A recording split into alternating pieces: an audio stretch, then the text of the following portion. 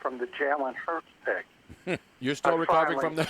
He's still on the floor. Guess who's not recovering? The local sports media in this town. How long will they milk this story for and do polls over? That's why I'm glad I'm not doing it. Listen, that's a tough job no matter who's doing this. It is. This is one of the reasons why I'm glad I'm not doing the let's beat one story to death every single day until it's dead, and then we bring it back a week later. It's got to get you to OTAs, Tony. Oh, yeah, you got to get something to the schedule release next week. And there are no OTAs. Oh, that's exactly. There's not going to be any OTAs. Well, let's carry us over to the schedule release scheduled for next week. Yeah, something's got to carry us because there's nothing else going on. Well, luckily this show's going on, and it's going to go on and on and on all day and night, John. You will not be able to escape this show. No matter where you are, we will follow you all over the country. That's right. Overnights, too. Well, not overnights. Exciting news. Well, not overnight. 10 p.m. to night. 1 p.m. Yeah, at night. Exactly. Well, you said you're still getting over the Jalen Hurts pick. What was your initial reaction when they made that move Friday night? My initial reaction is I got a text from somebody who said the Eagles are taking Hurts, and I put it on Twitter, and I went, wow, is that going to turn out to be right? And it turned out to be right, so I was happy about that. So it was such a strange pick for obvious reasons. And, but the NFL is this way. I mean, you think about it from any perspective, from any first-round pick, second-round pick, and really third-round, any premium pick in the league, nobody's happy. In other words, if you're, say, Jalen Reagor is the first-round pick of the Eagles, well, you think Alshon Jeffrey's happy? You think Greg Ward's happy? Mm-hmm. Of course not. But nobody cares because that's just part of the NFL. But when it happens at the quarterback position, then it becomes this huge story, and it blows up. You can go all the way back to John Elway and Tommy Maddox, and obviously Brett Favre and Aaron Rodgers, and now Aaron Rodgers has got to go through the same thing with Jordan Love. And, hey, Carson Wentz, by the way, was on that. Sam Bradford was not happy when the Eagles drafted Carson Wentz. I mean, it's natural. So Carson's not happy. Let's be honest. Well, McNabb, too, with Cobb. Remember that one? Yeah. I guess McNabb just came out and said that he would be pissed, too. Well, wait a minute. Donovan McNabb was drafted, Yeah, Donovan's always. Yeah, he's always angry. But you remember, we had Jaworski on last week, Ron Jaworski. Remember, he was the quarterback of the Eagles, and then they had Randall Cunningham, and Randall Cunningham eventually replaced him. I'm not saying that Jalen Hurts is going to replace Carson Wentz, but the arguments about this are just absurd. I mean, the same thing's going on in Green Bay. And I know that their quarterback's older, and they sooner or later are going to have a guy. But you know what? What happened to the Packers when he got hurt? When Aaron Rodgers got hurt, they didn't have a guy who could go in and help them win games. Yeah, I mean, it's the nature of football, but that is the weird part, and it is weird because generally you're coming off a year where you pay the guy more guaranteed money than anybody in the history of football. And then you're taking a pick in the second round. From that standpoint, it is a little bit bizarre, but you also got to be realistic. And you can make any excuse you want. Don't even call it an excuse. Just say it's an explanation. Exactly. Bottom line is this team has been in the playoffs for 3 consecutive seasons. He hasn't been in the game. Obviously, he started against Seattle last year, but it had to exit very early. So call it unlucky, call it whatever you want, but this is 3 straight years when Philadelphia hasn't had a quarterback, a starting quarterback, their starting quarterback, in a playoff game. And I can tell you, behind the scenes, that team thinks they would have won. They would have beat Seattle.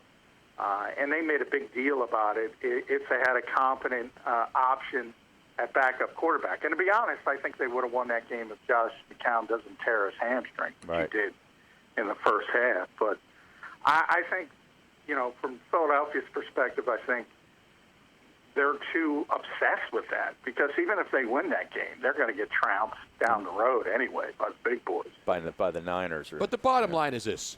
Just shut up and play. I'm not talking to you, John. You always play. And I never tell you to shut up. You can tell me to shut up. But the whole thing about, oh, my God, this guy's feelings are hurt. Oh, my God, this guy, how's he going to sit around and not play? He's not going to sit around and not play. He's going to be on the field. And whether you want to call it No, Harry High yeah, School, the Harry High School plays that they'll run, do you think the fans, if Jalen Hurts is lined up out there in a slot like Taysom Hill in stinking New Orleans, do you think the fans will be screaming, "What's he doing out there?" And he goes and catches a pass, or he does a double reverse and throws a touchdown pass to a wide open guy. You think the local media and the stupid fans are going to be saying, "This is terrible. Why did they get this guy?" They'll be creaming their jeans. That's what they'll be doing. Their jorts. Yeah, I mean, as long as he make plays, and that is the difference in the position. As I mentioned, you take a look at any first-round pick in that draft, and you say, whatever team they're going to, look at the incumbent at that particular position. They're not happy. Green Bay being the notable example at quarterback. Aaron Rodgers isn't happy. Nobody cares about the other position. It's only the quarterback position, and that part of it is a little bit strange from the fans' perspective. But from the team's perspective, you also got to be honest, too. The Eagles, I call this a laboratory pick because this, to me, is something that you do in a vacuum, that you do and you don't think about the human element and how it's going to affect not only the players but the fan base and the controversy it's going to create. They seem to be taken aback by that, and they should have been ready for it, and they weren't ready for it. All right, John, enough of the Eagles. Enough Eagles talk here. Yeah. I'm not ripping you. Stop with that. Enough with it. It's a quarterback factory here. That's all we know. And it could have been a running back factory if they had taken the two guys. The Packers, that's what I'm saying. Talk about Aaron Rodgers and Jordan Love, and he's got to go through exactly what Brett Favre was pissed about all those years ago. Yep. He's got to go through the exact same thing. It's the circle of life. Love that song. Now we're going to have to play Lion King. No, we won't play it today. Is that Elton John? Yeah, he did the movie version, remember? The Circle of Life? Probably the best version of the Lion King. No, the African version. Robin, which version of the Lion King theme? Elton John or the African version with the actual orchestra? The African version. Yeah, because it's about Africa. I got to be honest. I prefer Tiger King to Lion King. Well, I love the Tiger King. We will have a Tiger King update today. It's been a long time since we've had any substantial news involving the Tiger King. And I know, John, you were glued to that a couple of weeks ago before we were talking draft. Tiger King is never going to die. Never. I'm waiting for him to get a pardon at any point. I think General Flynn goes first, and then the Tiger King comes next year after the election. And Roger Stone, too. Hey, John, what about day 3? Did anything jump out at you from any team that really kind of caught you off guard, or you said, man, that looks like a really great pick? Well, I look at the totality of it all, and I just love what Baltimore did and does. I mean, that organization really, going back to the days of Ozzie Newsome and Eric DeCosta is the GM now. I mean, he had so many opportunities to go other places to be a GM. I wanted him here in Philly a few years ago. Yeah, I mean, he turned down him and George Payton in Minnesota. Those are the two guys that keep turning down offers to go other places. And he was right. I mean, he learned under the best, and obviously he learned well. And now he's got this organization that is known for just making smart decisions and having good drafts and really stacking good decisions year after year after year. But it starts, obviously they drafted late because they were really good, and it was disappointing how early, actually, they went out in the playoffs. But to get a linebacker like Patrick Queen in the first round at 28 overall, and that's a guy who could be the best linebacker in the entire draft, especially when you look at the modern game of the NFL and you talk about all the pass coverage needs. Then you get J.K. Dobbins from there. They were the best running team in the NFL. A lot of it had to do with Lamar, obviously, but Mark Ingram had a great year, but he's 30 now, so they're always reloading. They're smart from that perspective. And then middle-round picks, you get Malik Harrison, another linebacker who from Ohio State, who a lot of people like. They get Devin DuVernay, Texas receiver. And they get the best guard in the draft, the kid from Michigan, in the 4th round. They just, and they do this year after year after year. It's really consistent in Baltimore. John McMullen breaking it down, and it's become a big thing now on Twitch, where the people have to take shots at John. But I think it's all in good nature. It's like John McMullen's on, and then people have to become. And John's the nicest person I've ever met. So I don't understand the hate, John. I don't understand the hate, John. I mean, I really don't. Well, I didn't know there was that Twitch hate. But, I get, I never look at the comments. I say never look at the comments. I don't care whether it's Twitch, whether it's YouTube. I never look at the comments. But, hey, I always, go back. Who's the biggest legend in radio besides Tony Bruno and Harry Mays? Probably Howard Stern. Mm-hmm. And I always go back to his movie, and there's the one scene where they said, people that like Howard listen for 7-8 minutes. People who don't like him listen to 30, 35 minutes. I'll take it. Exactly. All right, John. There's more news on the NFL coming, and that's the next week. We got the situation with the draft, or at least the schedule release. But Harry had, before we came on the air, some news about that. That, too, is in a state of flux, Yeah, right? It looks like they're designing several versions of the 2020 schedule, some that will include a Super Bowl late February, like February 28th, and the regular season starting as late as October the 15th, John.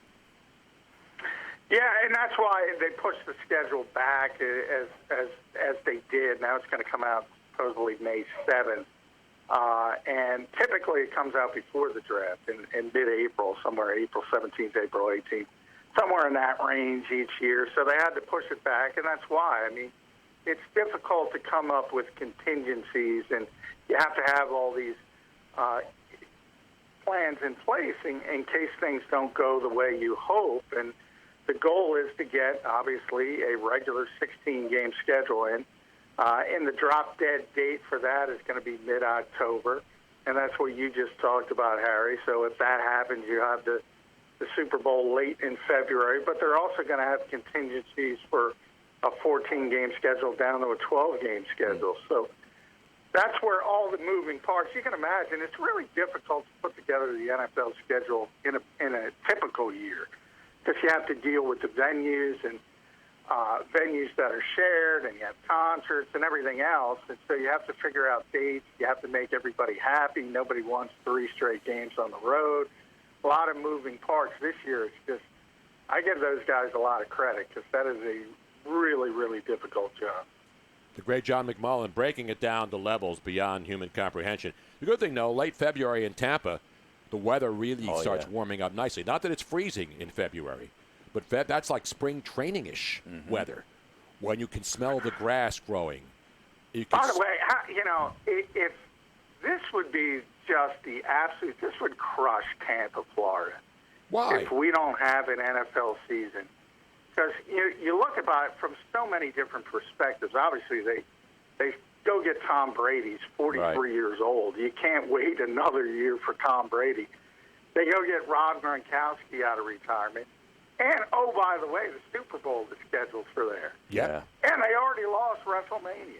How many hits can that? I don't know. You're absolutely right about that. But then again, as long as Gasparilla doesn't get postponed, I'm so there again, John. Yeah, but Tony and John, I got to break it to you. This schedule, if it happens later, there's going to be sacrifices. No bye weeks, right? No Pro Bowl. And no What Pro are you Bowl. going to do without the Pro Bowl, Tony? I don't know. That's devastating. I know. Devastating.